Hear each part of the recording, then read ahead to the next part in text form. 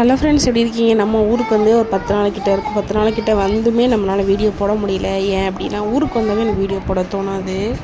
அதுவும் இல்லாமல் ஊருக்கு வந்தாவே நெட்டு கிடைக்க மாட்டேது, டவர் கிடைக்கும், டவரே சுத்தமாக கிடைக்காது. இந்த தடவை ஊருக்கு வந்தப்போ பரவாயில்ல, எனக்கு ஏதோ டவர் கிடைக்கிது. எனக்கு வீடியோ அப்லோட் பண்ணவே டவர் கிடைக்காது. அதனால் இது பண்ணிவிட்டு, ஆனால் வீடியோலாம் நிறையா வீடியோ எடுத்து வச்சுருக்கேன். திருவிழா வீடியோ நிறையா வீடியோ எடுத்து வச்சுருக்கேன்.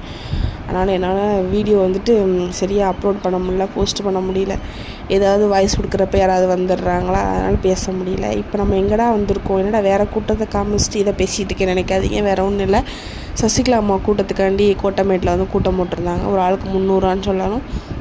ஊர்லேருந்து நிறைய பேர் போயிருந்தாங்களா, அப்பாவும் நீங்களும் வாங்கன்னு சொன்னாங்களா. அதில் சரி, சும்மா தான் நம்மளும் வெட்டியாக தான் எவ்வளோ நேரம் வீட்டுக்குள்ளேயே இருக்குது, இப்படியாவது வெளியில் போயிட்டு வரலாம் அப்படின்ட்டு கிளம்பியாச்சு.